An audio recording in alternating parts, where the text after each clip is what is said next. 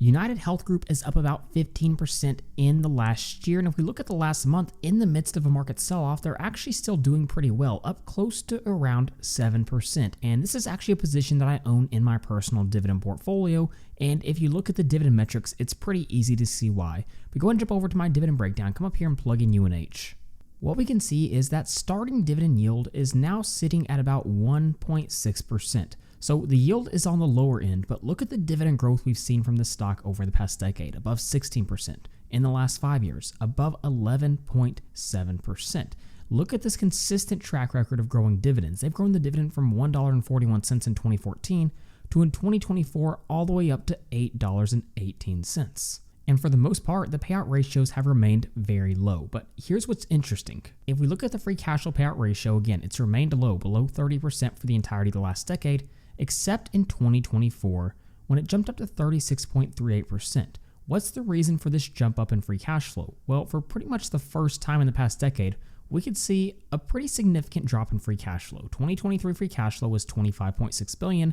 In 2024, it dropped down to $20.7 billion. So declining free cash flow is not the norm for this company. So what happened? Well, if you remember, UnitedHealth had a cyber attack in their tech unit last year, which pretty much exposed personal information for around 190 million people. And because of this, there was a financial impact on UNH. They had to make a ransom payment that was around 22 million in Bitcoin. And then there was also increased operational costs, which was estimated to cost between about 2.3 billion to 2.45 billion. So we're talking about a significant cost here, and that's the reason we saw the decline in free cash flow. Now, with that being said, the good news is this was more than likely a one-time decline in free cash flow due to a one-off incident. So this isn't a trend we have to be concerned about moving forward. That's good news. And what's even better news is the forward-looking guidance. So let's go ahead and jump over and take a look at that. UNH recently gave their business outlook for 2025. And what they stated is cash flows from operations are expected to range from 32 billion all the way up to around 33 billion. Using the ticker data function, we can see UNH operating cash flow in 2024. And what we can see is this came in at about 24.2 billion. But we do have to remember this was likely lower in 2024 due to the cyber attack. So what about 2023?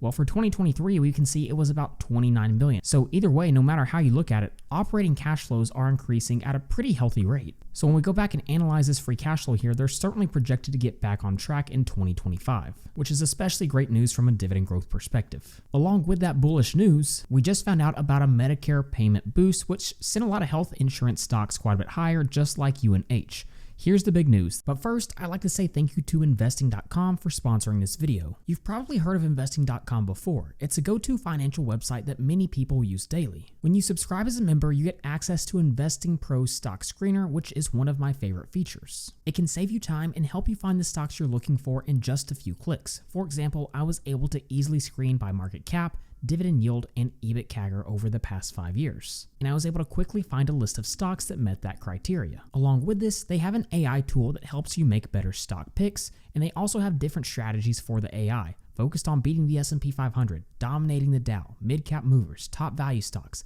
best of Buffett, and Mexican stock exchange leaders. Along with this, you can easily view super investors' portfolios and even copy them over to your own stock watch list. Once it's on your watch list, you can see things like the fair value based on the Investing Pro tools, based on analyst targets, and you can also see the overall health label. So again, thank you to Investing Pro for sponsoring this video. I managed to get a special discount just for you. Click the link in the description and get an extra 15% off your first Investing Pro subscription at checkout. The Centers for Medicare and Medicaid Services said payments will increase by 5.06% on average, more than the 2.83% the government said it anticipated in January. And of course, as a result, a lot of the healthcare stocks like CVS, Elevance Health, Humana, and then UnitedHealth Group jumped quite a bit. So a lot of bullish news for this stock in just the last few months. Now, when we look at UNH and look at their balance sheet, this is something that trips a lot of people up. For example, if we come up here and plug in UNH, what we can see is the current ratio is below 1, which if you follow the channel for a while, you know typically as a baseline, I want to see a current ratio of at least 1 because it means they can meet short-term obligations, meaning total current assets is higher than total current liabilities. But what we have to understand about these health insurance stocks is a current ratio below 1 is actually quite common for a few different reasons, such as the fact that they have very, very predictable cash flows, and it's a lot easier to manage those short-term cash obligations. For example, we can see the current ratio for UNH is consistently below 1. And this is despite the fact their total assets is way higher than their total debt. Debt to assets ratio is just 0.26. So don't let this number confuse you. Along with this, if we go ahead and jump over to the stock screener, I plugged in UNH, and as we expected, earnings in 2024 dropped significantly again because of that cybersecurity attack, and the same was true with free cash flow per share. But if we look at top lines, revenue per share, this continued going higher and higher. So again, another good sign.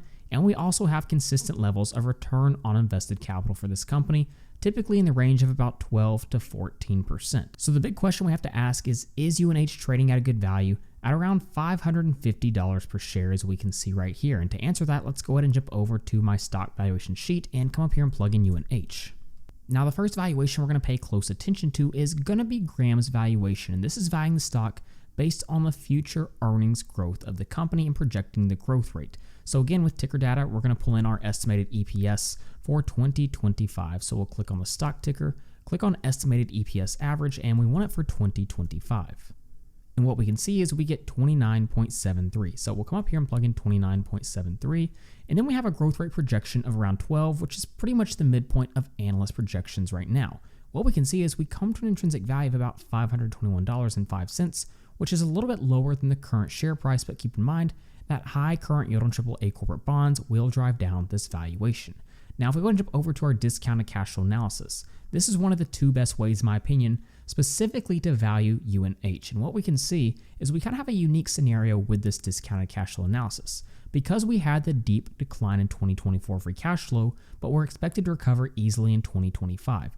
So we don't want to just apply a growth rate off the 2024 free cash flow. We have to account for the recovery in 2025, which is exactly what I've done in the projections here. And then after that, we're going with a free cash flow growth rate of about 8.5% through the year 2030. After doing that, we find the present value of those future free cash flows and add them together, add the company's cash and cash equivalents and subtract out total debt to get equity value, divide by shares outstanding, and we come to a DCF price per share of $608.61, which is about 16% higher than that share price. And then if we go ahead and jump over to our historic multiple valuation, this one's interesting, but it's also misleading. We can see the average PE ratio over the last decade is about 22.87.